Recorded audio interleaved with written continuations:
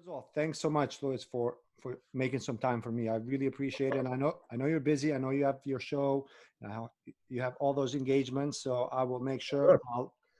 I'll use this time as best as I can with you.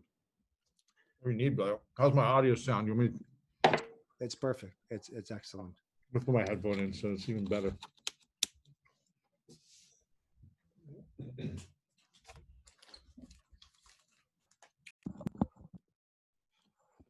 All right, let me see. Yeah, Is that better? it's excellent. Should sound good here. So just quickly to let you know what Straight Handball Talk is. Uh-huh. It is a show about the extraordinary bonding power of handball and how the sport itself really connects people forever. I Mm, met you because of the sport. We became teammates, yeah. competitors at some point. We played international tournaments and we also had a stint together playing with Team USA. But ultimately, this handball journey helped us become friends and which will keep us connected forever. Yeah. So to me, that is really critical. And at this time, when I had some time to be at home and free time, I was thinking like the best part of handball for us amateurs is this: these Hmm. relationships that we create, and they're irreplaceable. And to me, Yeah. that is the reason why I'm involved in this. Yeah. Now, quickly, I want to let people know. I introduce you. I mean, you don't need a big introduction, but you are a lifestyle entrepreneur. You are a business coach. You are a keynote speaker for many organizations. Your podcast, The School of Greatness, is one of the top 100 iTunes podcasts in the world with 100 million downloads, which is huge. You've been a guest and have been featured in many of the major media outlets and TV shows, including Ellen, The Today Show, Sports Illustrated, ESPN, New York Times, and list goes on and on and on. Basically, your current life mission is to help people overcome their challenges and find their greatness, which to me, it is a purpose worth waking up every day. So it is amazing what you've done with your life. And even though I know you from the handball experience, I've of course admire your effort and the ability to achieve your goals Thanks, because brother. that's how I know you. Thanks, brother. Now, back to our handball experience. I also want to let people know how you and I met. The story. Yeah, this is 2011. One week, one week after the Nationals, you come on a Tuesday evening Uh-huh. around 8:05 p.m. at the practice. I think that was the last practice of our season. Season. Yeah. Yep, and you show up, and you just come in and say, "Hey, I just moved from Ohio." And I said, like, great, sorry, this is our last practice. So, we can play around. And I said, why did you move to New York? And you told me, well, I moved to learn how to play handball. So, and I remember that clearly. I looked at you, I'm like, oh, this guy is, messing with me and I'm never going to see you again. That was my Hmm. intention. I said, okay, let's just play soccer. Obviously during the soccer game, I don't know if you remember this, but you kicked a ball and smacked me right in the Wait, middle of my face. I remember that. Yeah, I felt bad. I was like, oh, shoot, it's probably not the best first impression for me. But hey, it's forgiven. I was like, okay, he's American and he doesn't play soccer very much, so it's forgiven. But anyways, the practice ended and then we all spread away. But you stuck to your word. Mhm. In September, when we got back to practice, you showed up. You showed up with the same attitude, even more committed to the whole thing. Which I was like, okay, well, this guy really wants to learn how to play handball. So Mhm. I want to know from your perspective, I want you to share your perspectives when you decided to move from Ohio for that particular reason.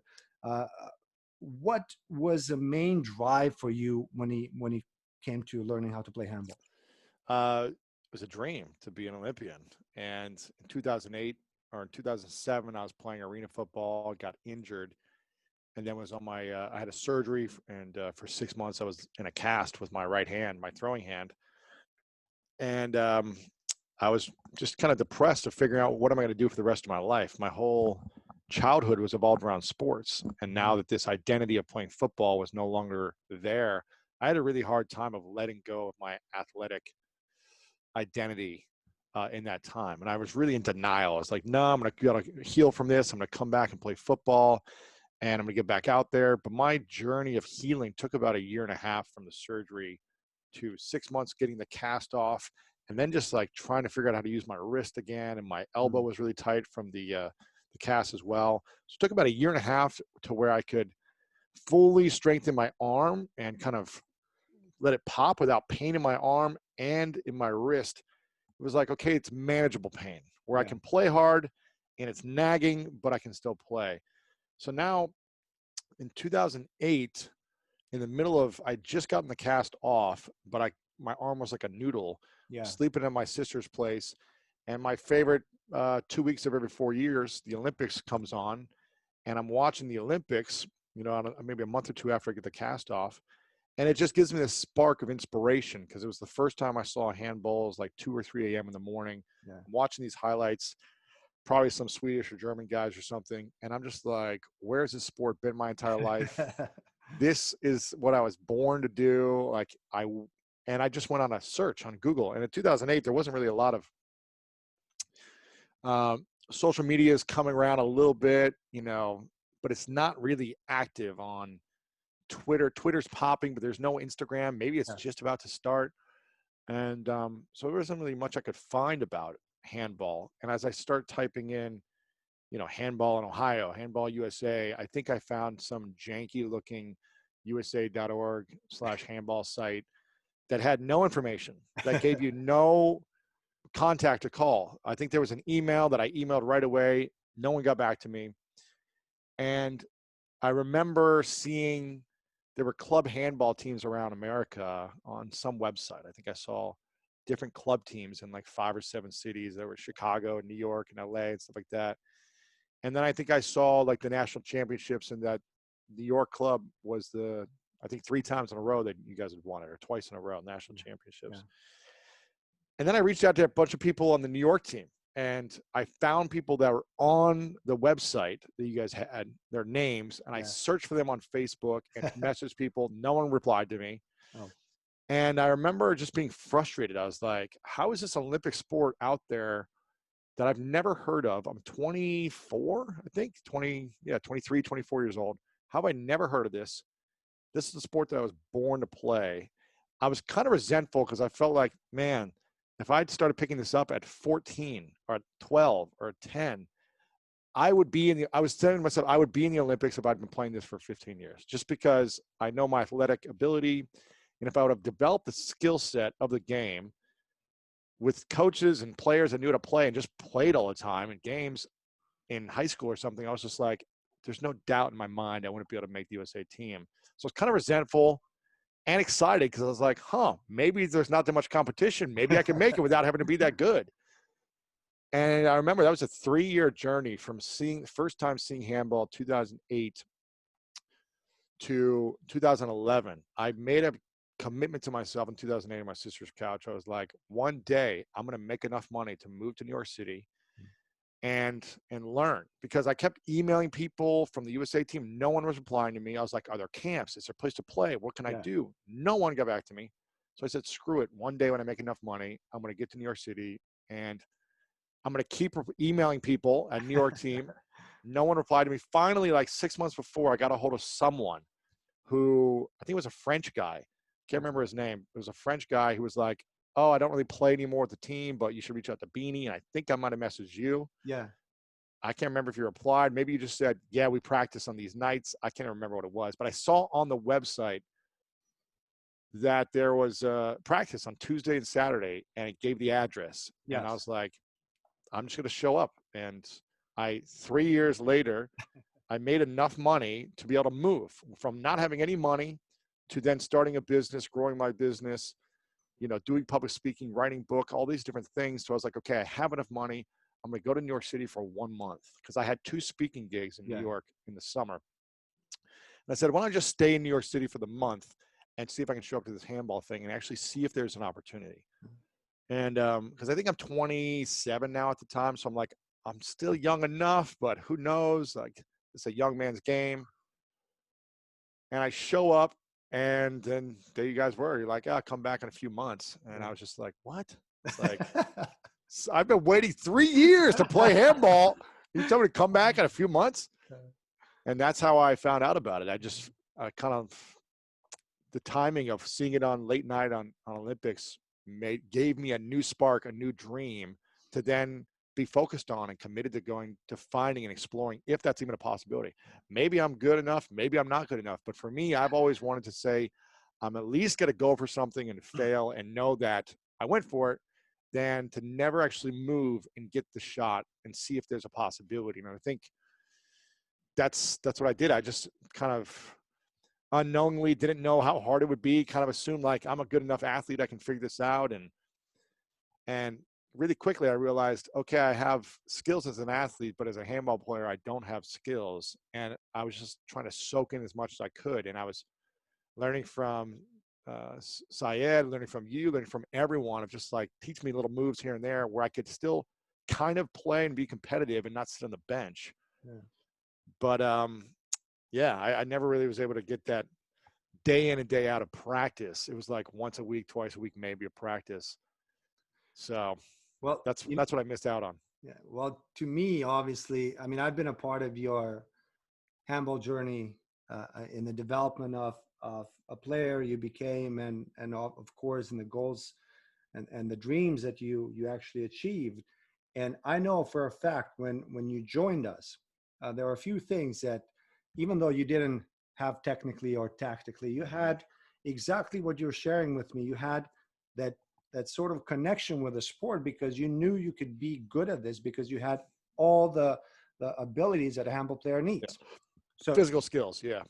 physical skills are yes, but also I think I have to say you also had the teamwork spirit. Mm-hmm. You had the drive to never quit.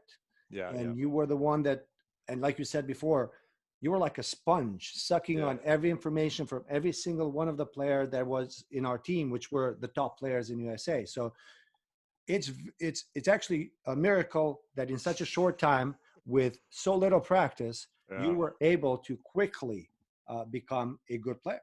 Yeah. So, I mean, so good player for an American player, I'd say. but of course, that's what yeah. I'm saying. I mean, I think we have to always remember those who played since they were 12.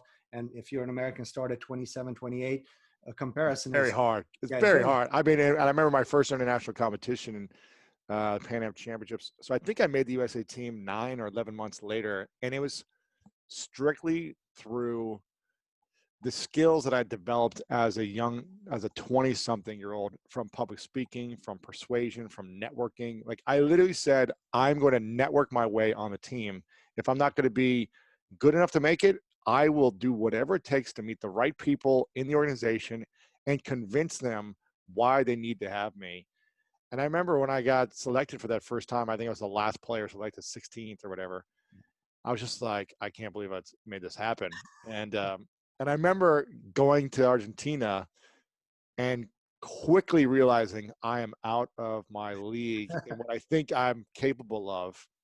Athletically, if I'm playing basketball against anyone else, like I'll dominate or compete at a great level, but just the speed, the technicality, I remember just getting crossed over quickly, and I was like, man, I am not even half the player I need to be able to play this level, which gave me a lot of humility to say, okay, I need to do a lot more work. But yeah, I was very grateful for that. But I was also part of my my unreasonable thinking that I've always had is just like, no, I'm going to make it happen. And maybe I'm not going to be the best, but I'm going to be unreasonable in my request of getting what I want. And I think that was another great example for me of like, yes, you can dream big, and maybe we're not going to make the Olympics, and maybe I'm not going to be a starter, but I got on the bench and I got a chance to get on the court. And I think that was something that was powerful for me as well. Yeah, but you're someone that through life experiences, you have realized that anything is possible. If you have of course, a dream and you want to take and endure all the pain and challenge that comes with it, you're willing to do that. So I can suffer pain all day long for the dream. And and I'm just willing to have a lot of pain, and most people just want to be a little bit more comfortable. Yeah. But it's like you gotta have that. I mean, got to. It's you must. And again, of course, it has to be a little bit. It cannot be an illusion. You have to Uh-huh. have the ability to do certain Yeah. things to show people, but which you had both of those. Now, Yeah. Yeah. another thing that you did during this whole journey is you arranged somehow to go and practice with Ademar Leon, Yes. and I think that was a great That was experience. huge. Huge for me. So tell me that part. How Gosh, did it I happen? wish. Yeah. When I look back at everything, I wish like I want to change anything because everything happened for a reason. But part of me is like, oh man, if I would have started at 22, like if I wouldn't have gone to play football and went for that dream and hadn't known about this, I probably would have gone to Europe right away in Spain and just played for a year, 2 years in Spain, and I'd be a much better player. Now, who knows? Maybe I'd have broken something or had a injury, or who you never know. So I never want to look back. But I remember just thinking, like, gosh, I would really like to go to Spain. One, because I just love the culture. I want to learn Spanish, and I know the handball there is one of the top Yeah, countries. And so Christoph, when I met Christoph on the York team, yeah, I just told him this dream. He was like, "Oh, I know someone who knows the coach there or whatever. I can make an intro." And he made an intro, and I was just talking to the coach on the phone. I was like, "Yeah, I want to come." And I remember it was like the timing was off because my business started blowing up, and I had so many opportunities back in America. yeah, But I was like, if I don't even go for at least a week, I'll regret it. yeah. So let me get out there for a week. And I remember I got so much better in that week because we were practicing twice a day. We were lifting, we were running. It was just a boot camp of handball with unbelievable players. Of course. And I got so much better. I remember coming back with so much confidence, but without being practicing every day and going back to one a week or twice a week, maybe sometimes, I felt like I started to lose the skill set. And I remember they offered me a contract to play for the year. I got in for like a game. We played one game and I got in and scored a point or whatever. My only shot went in. And I remember being like, man, I could see myself getting actually pretty good if I was here for a year around these players with coaches, just putting in the reps. Yeah, You know, it's when I interviewed Kobe Bryant and he mentioned how when he was 14 or something, he didn't score 1 point this entire summer during a basketball, league. And then the next year he just put in 3 times as many hours as everyone else. And he was like the top scorer the next year. He said, it's simple math. You just put in the time. If you've got certain skills, you're eventually going to get better. And I remember thinking to myself, man, I really want to stay here. I really want to do this for a season and even 3 to 6 months. But I had so much going on, my business, my team, money. It was like the time change was very challenging that, I only spent a week there, but it was just an eye opener for what could have been possible. But again, now at this time, I'm 29, 30 years old. And it's just like, do I go for this? Now, if the USA was guaranteed to make the Olympics, I told myself I will go there. I was waiting if we didn't get the bid for 2016 for Chicago. yeah. But I keep telling myself today, like 2030, or when is it? 2032, 2028. 2028. Yeah, in 8 years. I'm like, listen, in 4 years or 5 years from now, if I'm healthy and I've got the time, I don't know, I might have kids by then, but if I'm healthy, I've got the time, and the training camp is in my city, Los Angeles. Yeah. I'll probably go to Spain for a year with my girlfriend and train every day and find a club and just see. I might be too old, but Hey, you never anything's know. possible. You never know. I'll be a 44-year-old playing in the Olympics, but you never know. Hey, that's my age right now. And you can do it. Exactly. So we'll see. Everything happens for a reason. And, there's a guy over there. Drew is over there with Adamar right now from the USA team. Exactly. But Exactly. he's also a younger guy, and he's got it.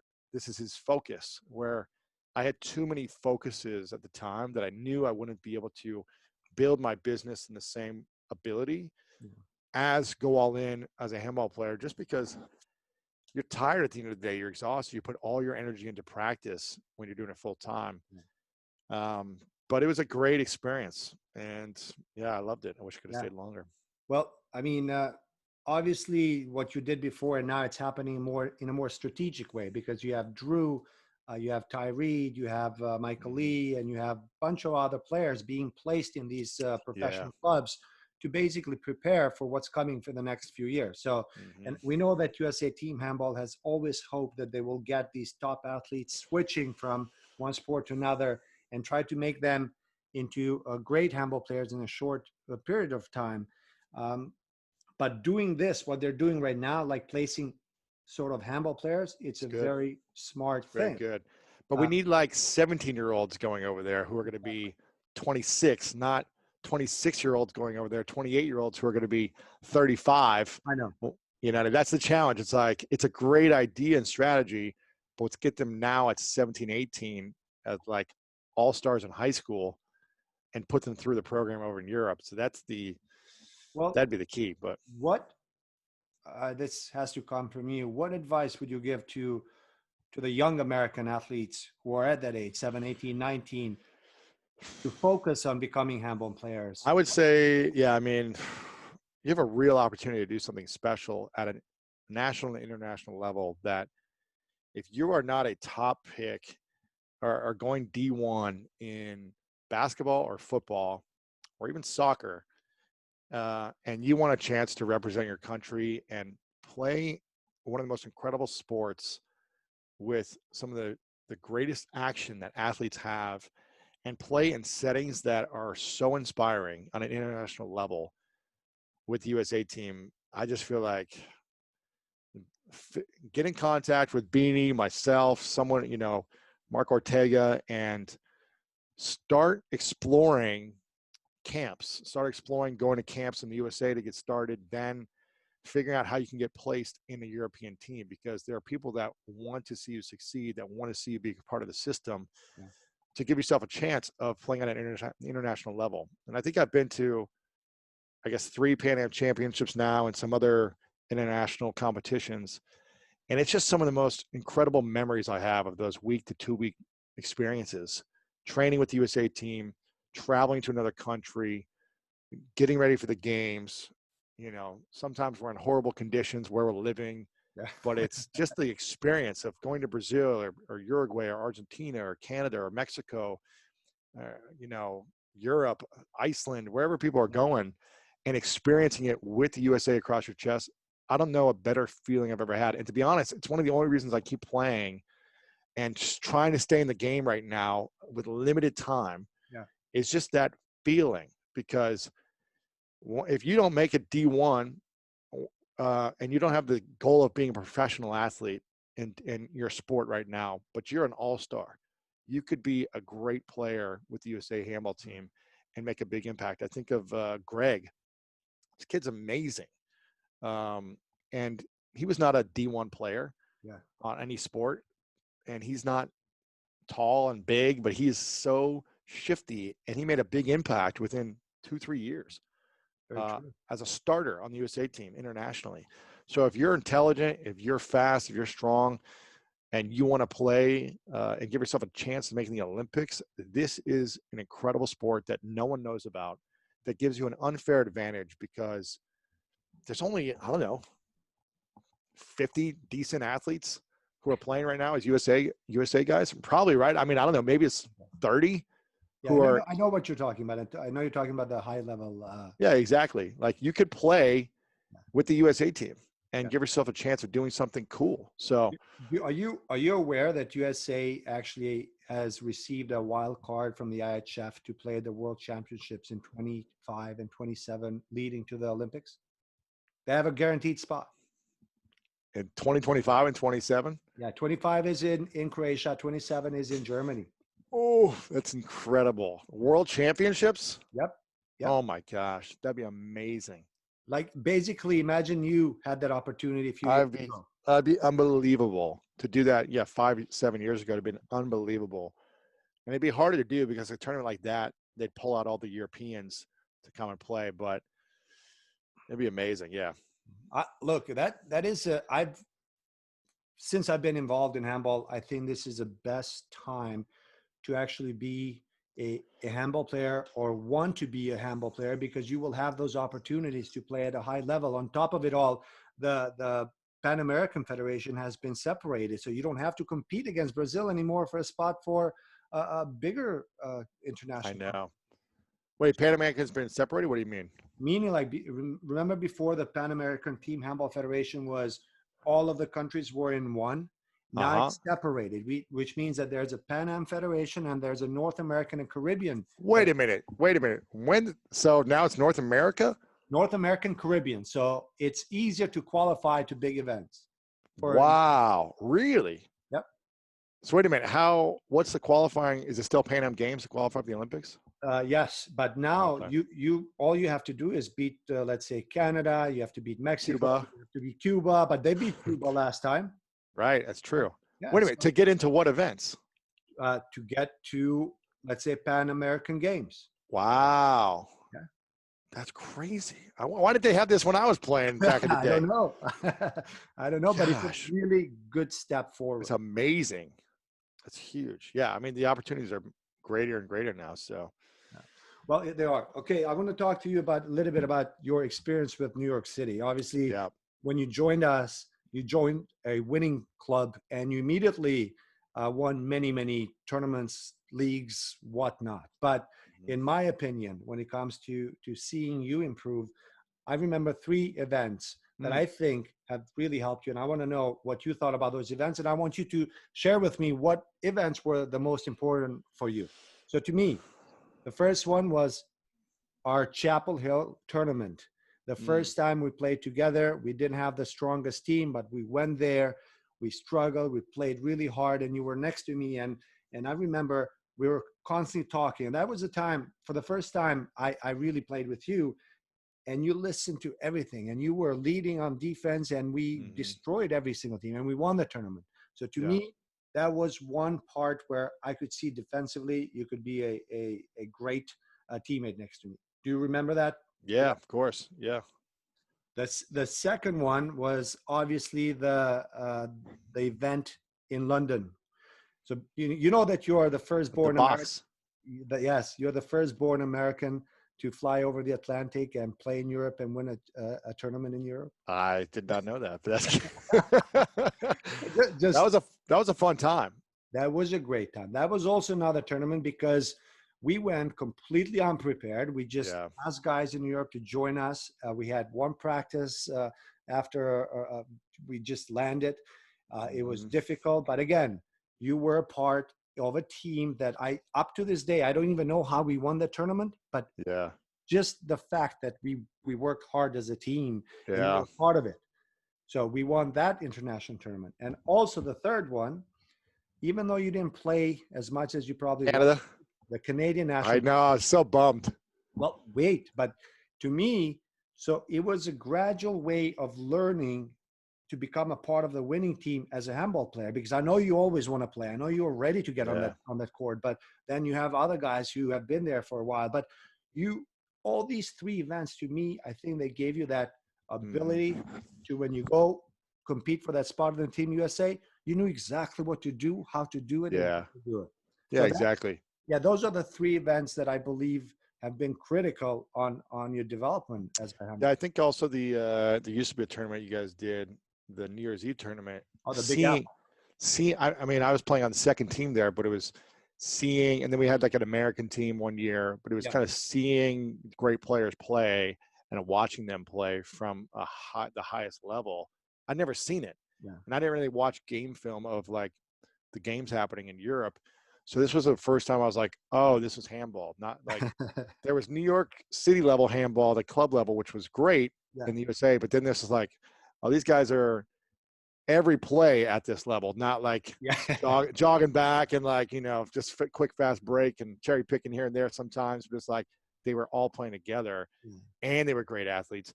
And it was just like, okay, so to watch it and to be a part of an experience of that, of just high caliber athletes was a good experience as well. And now that I forgot about the Big Apple. That was absolutely amazing. That was great. So you and I played together, obviously, but we also competed against each other. And I have to tell you, I never liked seeing you in the other jerseys. Like I always wanted to play with you guys too, more. No, I know, but you guys always. I couldn't play with Team 1 sometimes. I was like, oh, what's the point of like? No, I get the part. You also moved to LA, but yeah, that's true. The part when you're joining the other, I forgot the name of that team, the Auburn team, but I was like, damn it, like just because you were a part of us, and I was like, I know. I always think of myself as a New York guy. Yeah. but that was an interesting experience. Obviously, you played with LA this last year in the qualification for Super Globe.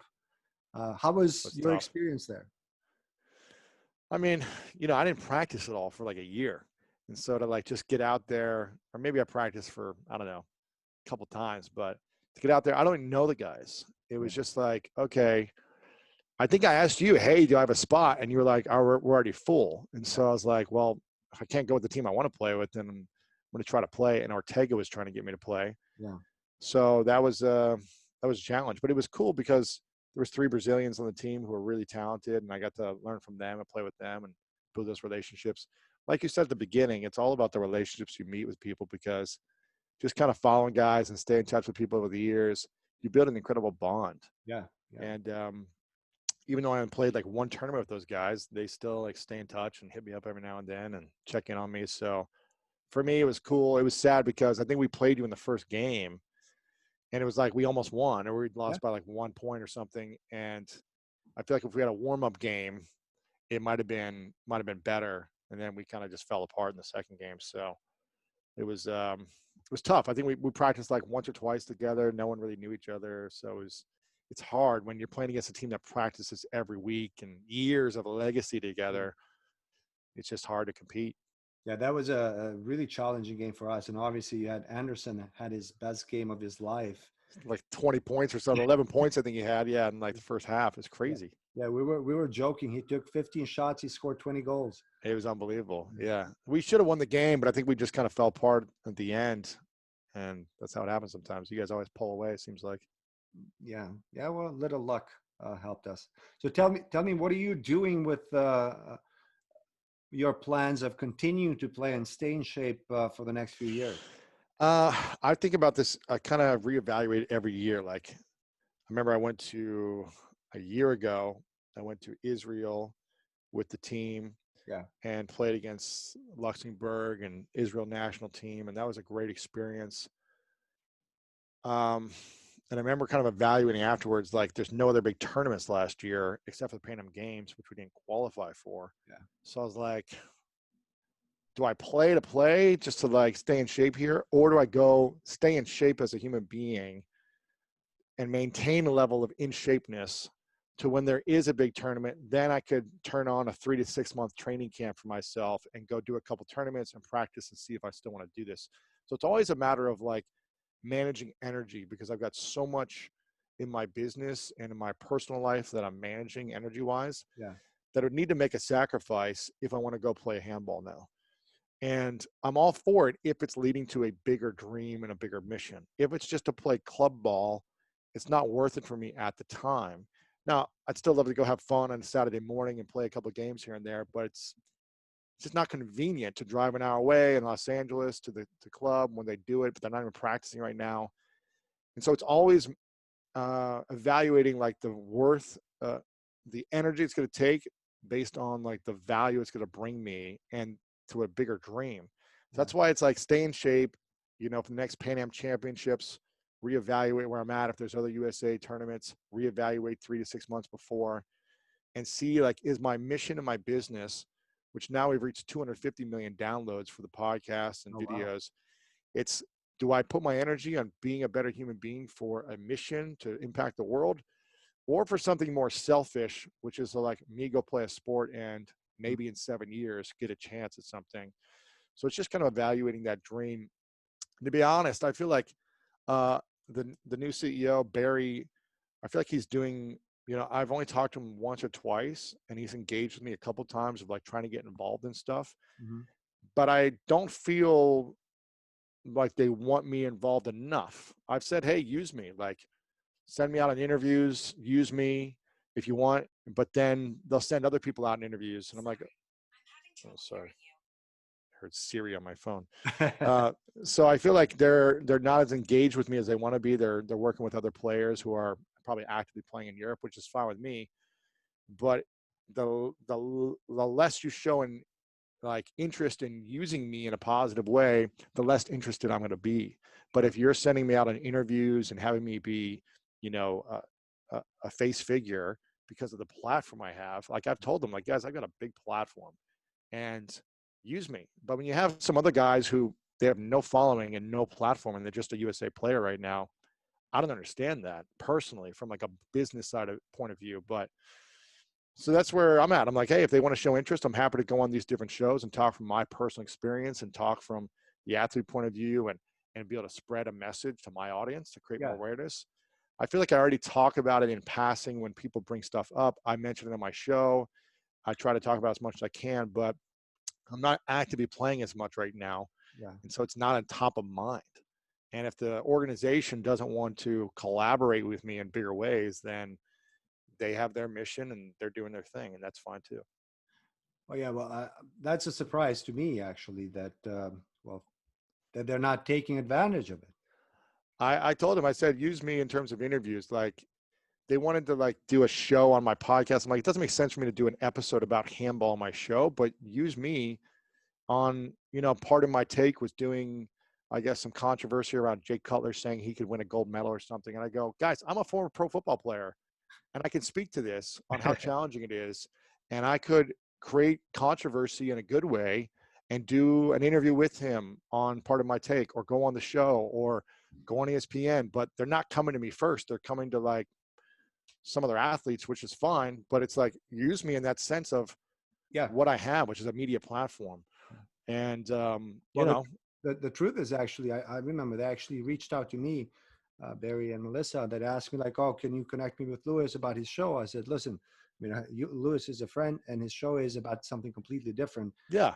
And I said, like, if you want to reach out to him directly, because I'm not going to be the mediator here in something that I know it's not what his goal is in that platform. I don't know how is he going to help you. So, but there are many other ways. Exactly. And so they wanted me to interview, I think Barry, they wanted me to interview Barry for it, but I'm like, it's not going to make sense for my audience. Yeah, that's exactly what I said. Yeah.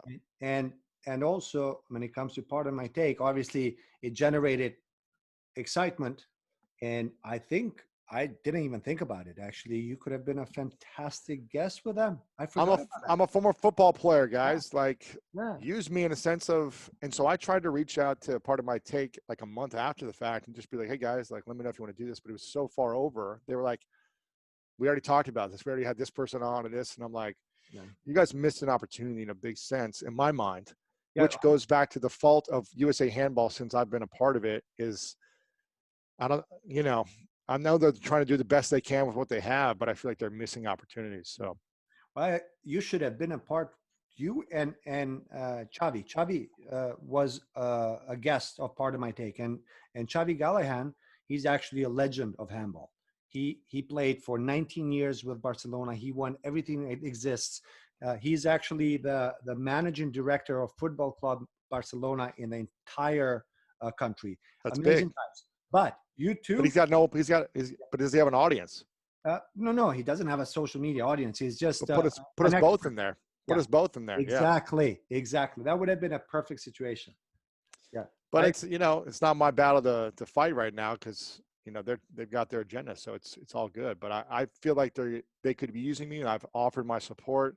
I want to support, even though I'm not actively playing in Europe right now or something. Yeah. But I still feel a part of the USA Handball team, and it's still top of mind of like the next tournaments I'm going to be thinking about, is it worth playing? Do I have the time? You know, kind of evaluating that cost and effort analysis. But I hope more guys like me from high school to college can see the sport.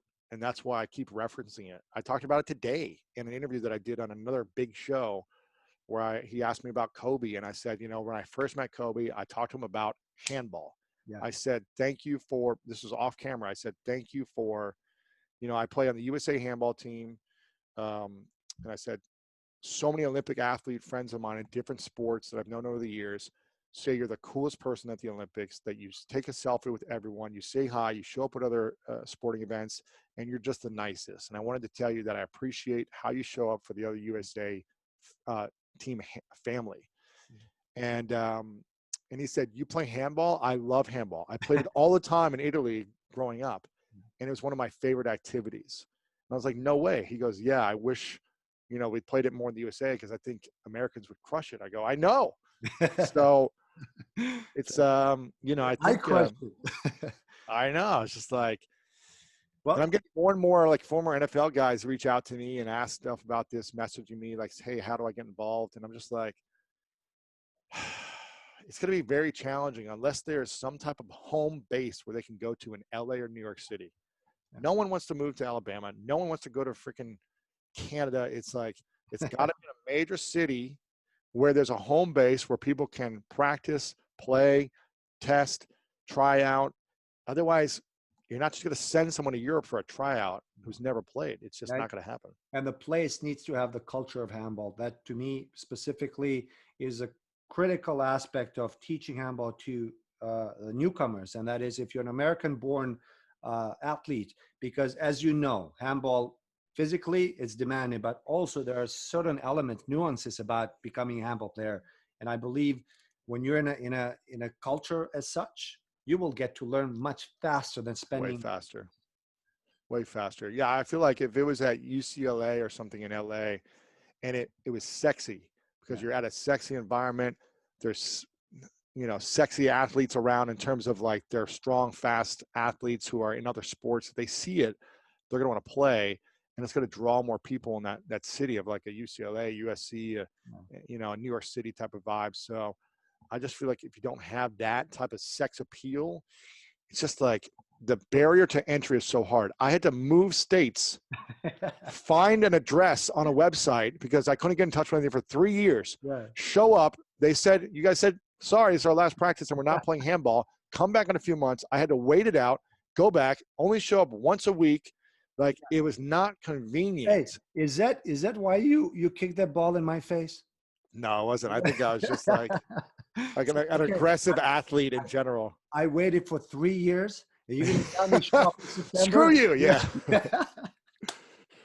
Nah, I just feel like I'm a big fan of handball, and I want more people to be aware of it. So, and I think the USA is doing their best job with what they have, but they could be using more guys like me or like yourself to amplify. You know. Well, you know what? One thing, it's truly another thing that I really this whole show started for is there are very small percentage of people who have the ability that you have, and if you started younger, that you could have achieved a really high potential. Very small percentage of people can achieve those high goals, but I want more people to play the sport because of the true benefits this game has. Aside from competition, and we want to make America big and great when it comes to handball, but we should play handball because of so many other elements about that teaches the responsibility, humility. You really depend on your team more so than in any other sport. I mean, you know yourself, basketball, football, you can have one specific skill and you can win that game any given day, not in handball. Yeah. So that element of trust and why I want people communication, everything. Yeah. It's very important to me. And I want people never to stop saying like, okay, well, I'm not that good, so I shouldn't be playing the sport. No, I want you to play. And if you're good, you will achieve your dream. So it's a great sport. I mean, it is one of the best sports that really I love, and I know you love. So love it. Yeah. And the point is, played younger. And I think I have a couple of ideas in the making right now, and I will talk to you very soon. One of them should be very interesting, and I think if we can do that, we'll bring a bigger awareness in. Nice. The country. So it's gonna be fun. Very cool. I'm excited, man. Excited. What's the plans for New York City Handball Club moving forward through the pandemic and beyond? We can't wait. We're planning to go to Flanders to the tournament in New Jersey, the oldest grass or the only grass handball tournament. So we're looking to restart there. And then let's hear what USA Team Handball has to say about the possibility of nationals happening this year before the end of the year. So you think it'll happen or no? You know what?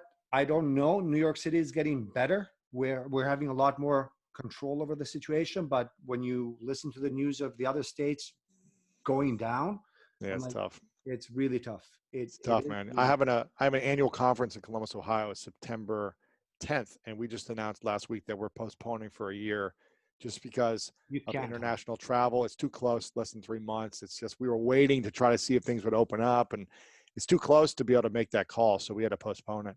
Yeah, that's good. So next year, same month? Yeah, September, right after Labor Day. Yep. Yeah, it's really, I mean, you cannot really know anything yet. So, but I wish it happens. I wish we can get back on the court pretty Yeah. quickly. But I think by the time we're in phase 4, which is mid of July in New York City, we're gonna go start train. I mean, Really? yeah, Well, that's great. yeah, it's gonna, we have to. I mean, Yeah. I don't want to be You stuck. got to do something. Yeah, seriously. Like now I feel my age after I know, right? You're 44? 44 this year. Yeah. Man, still one of the best in the country, man. Yep. At 44 years old. Yeah. That's it, man. Yeah. So if I could be at your athleticism and when I'm 44, maybe you never know. Anything is possible. Very true. They Very, got to keep that. They got to keep that 16th guy. I think they only have 14 now. Is the challenge though? So no, what do you mean? Well, at the Olympics, they take 14 or 16. it's always so you have 14 players, 2 goalkeepers. Gotcha. Yeah. So And I who think knows? actually there's a rule in the making that they might take they might be able to take 2 more. I think. I'll do it. Put Yeah. me in. I'll be the last guy. I don't care. You I'll know, be the defensive specialist. I'll be the cheerleader or whatever. You know. and I think you'll fit every role that's needed for that team. I'll be the marketing manager. I'll be everything. It's like you gotta use all the skills necessary to achieve your dreams. So That is very true. Louis, I really thank you for your time. I appreciate this talk. It's good to see you.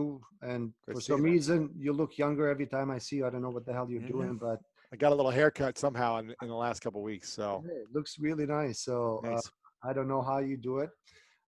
But thank you for being a guest of Straight Handball Talk. It's always fun to talk to you about anything. So Of we'll course, be in man. touch, and then I'll Appreciate you, brother.